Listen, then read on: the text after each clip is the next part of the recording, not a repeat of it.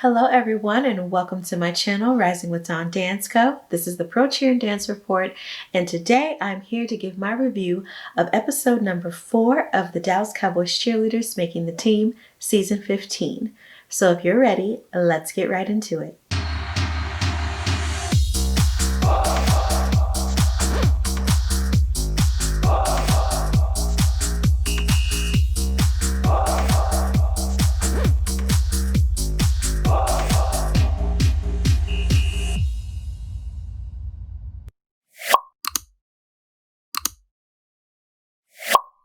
Hello again and welcome to Rising with Dawn Dance Co., the Pro Cheer and Dance Report.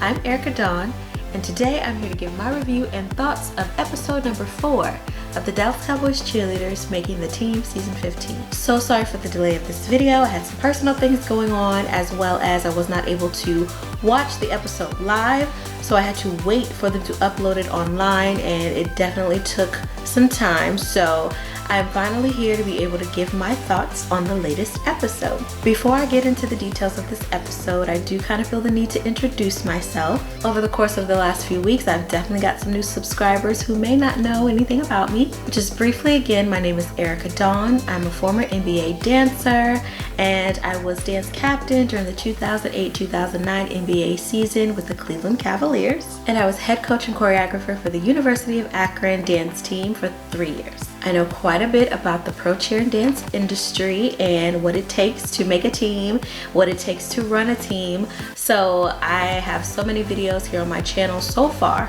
because I have so many new things coming in 2021, so keep your eyes peeled. But as of right now, my channel consists of some really fun things just in reference to pro cheer and dance, as well as other avenues of dance. So if that is something of interest to you, if you are planning on auditioning for a pro team someday, you definitely want to subscribe to this channel because I definitely provide resources, information, tips, classes, more classes and training that will be coming up very soon as well. So make sure you're subscribed so that you don't miss out. Alright guys, so let's go ahead and dive right into this episode. This is day 8 of training camp, and this is their first time going to AT&T Stadium. So after cuts last week, they're down to 46, and they need to chop the entire team down to 36 by the time they're done with auditions. Kelly mentioned that their goal this week in watching the ladies is to see who can command the huge space of the field and do it confidently. Of course, it kind of goes without saying, your performance has to be huge. You have to perform big to thousands of fans that are sitting in those seats, and not just performing to eye level and the fans that are here, but also all of the fans up there and over there and over there, everywhere. You have to be able to project, and there's no room for error or mistake. They had 3 judges who were up and away, socially distanced from one another, as well as from the ladies, who would be taking notes and eventually be able to come together with Kelly and Judy virtually to give their feedback on each lady who was performing. They would be watching the ladies perform on the monitor just to kind of see the performance of routines that they've been learning, as well as they were learning that night their entrance onto the field. So again, they want to see who can catch on, who can grasp what they're throwing really quickly, and also who can keep up, because of course coming onto the field, that is when you are first introduced to the fans as you are entering on game day, and it is very important that lines are straight,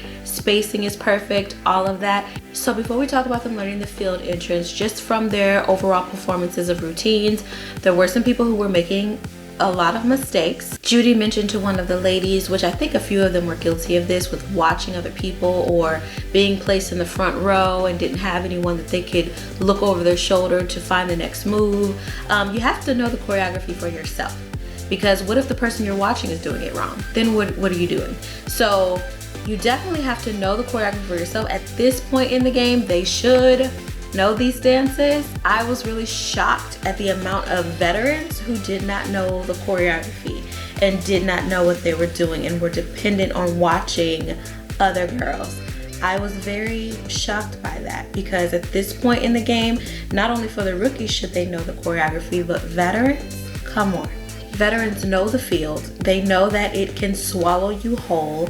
They know what Kelly and Judy's expectations are, so there's no reason why these veterans should have been messing up the way that they were. I don't know if they just kind of came into the situation thinking the opposite of what is actually happening. Like, oh, okay, well, you know, it's COVID and they're not gonna have a lot of girls that show up to auditions, I'm pretty safe. Or, you know, these other teams are just deciding to just keep the ladies that they already have, I'm safe. No, honey. Few rookies that were still killing it. Sydney, girl, was killing it. Ellie was killing it. Sydney was actually called out and asked to demonstrate a portion of the routine and the way that she performs it to be an example to the other ladies. So that's always a good sign. Over dancing. They had the situation with a few girls who were just doing too much and trying so hard to be big and command the field that they were just off.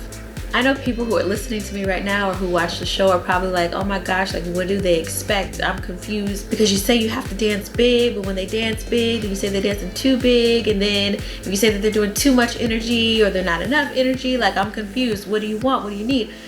There has to be a balance. Yes, you still have to be precise. Precision is something that they were definitely looking for, especially when it came down to their field entrance. That was one of the main points that they needed to be able to see. But you can't lose yourself in the dance, in the choreography. You have to stay tight in your movements, but you also have to perform big.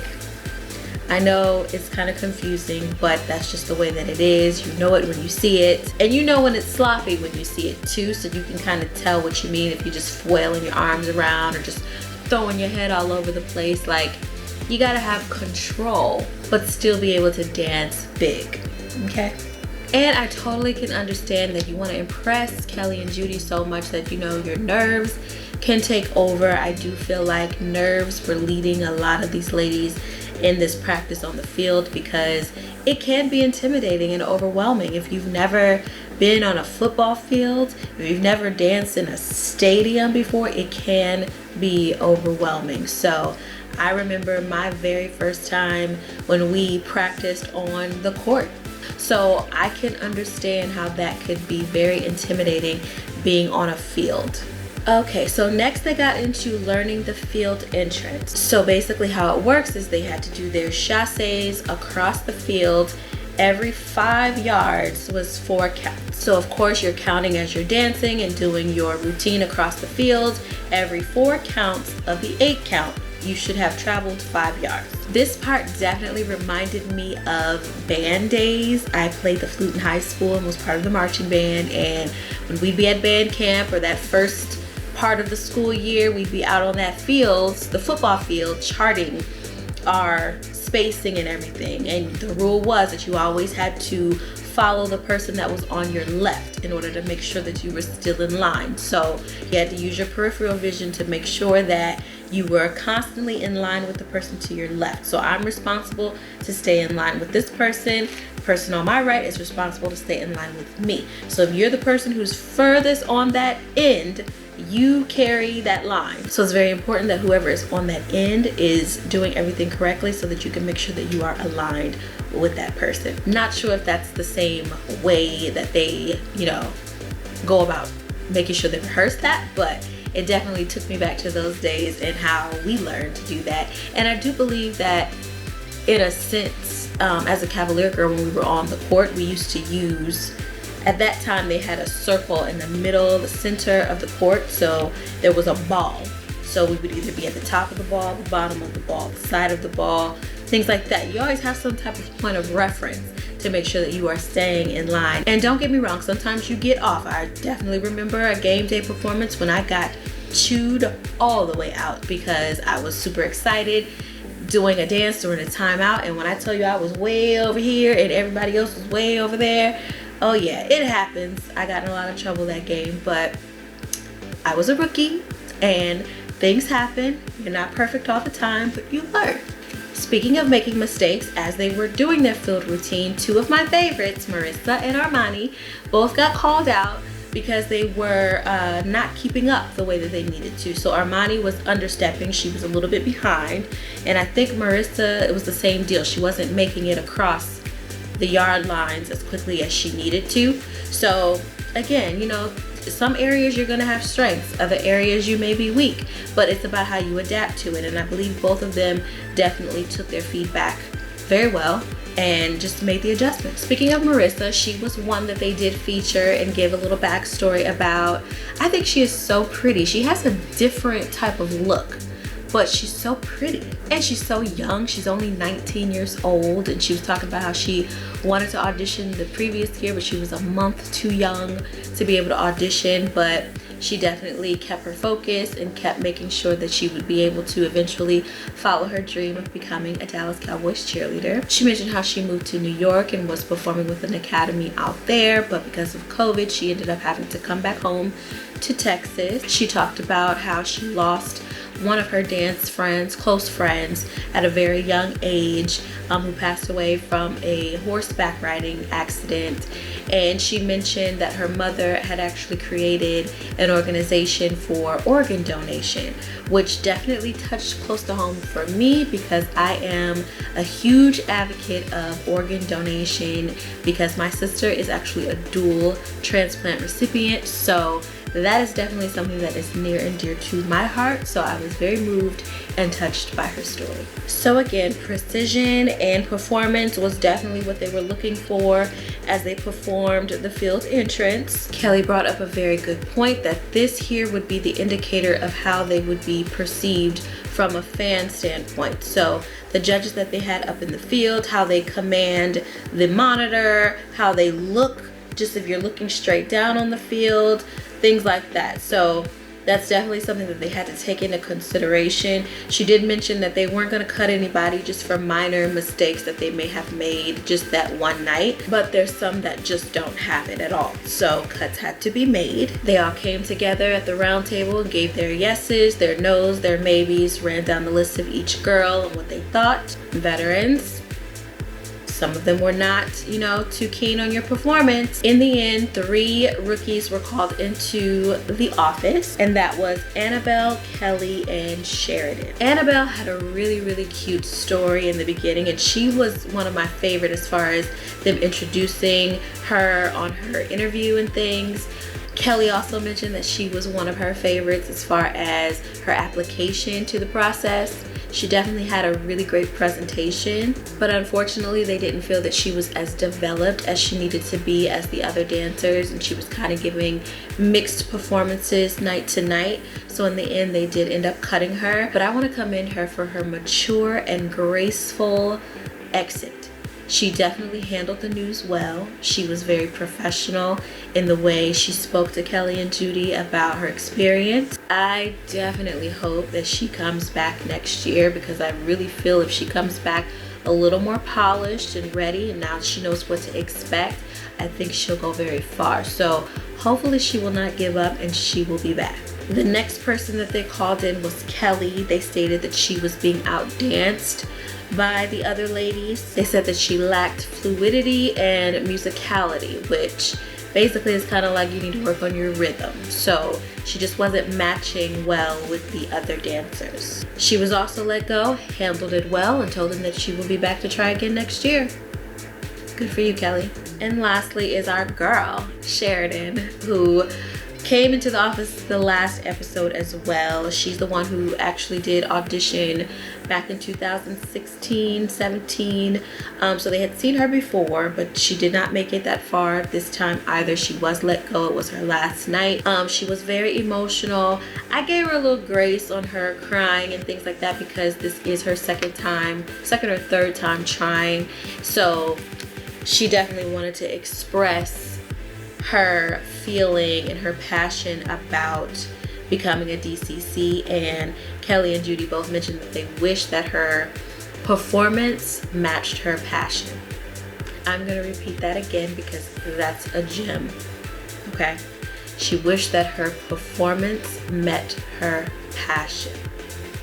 It's important to have both, guys. You gotta have both. So just take that little gem, take that little nugget, do what you will with it. All right, so let's talk about next week. So next week they are going to have Travis Wall. Yes, his style is very contemporary, so some girls are going to be able to adapt a little bit better to that. You see him mention on there, veterans, you need to get it together because some of these new girls are coming for your spot. That's like the overall theme or pattern of this season so far, is like, what are y'all doing? What are y'all sleeping on? Like, wake up So again, they're being outshined by these rookies. So we're gonna see what happens next week. I'm super excited. Of course, I will be back here to give you a review. I promise you that Tuesday night I will be glued watching it live so that I can come here with a review for you that will be uploaded on Wednesday, the following day. I promise you that. So that is it for now. Thank you so much for tuning into my channel and watching this video. If you have any thoughts about any of the episodes, feel free to comment down below. Let's keep a dialogue going. Make sure you're subscribed so you don't miss out on any future reviews that I will be doing. Also, I have some fun things again for the holidays that are going to be starting to drop this weekend.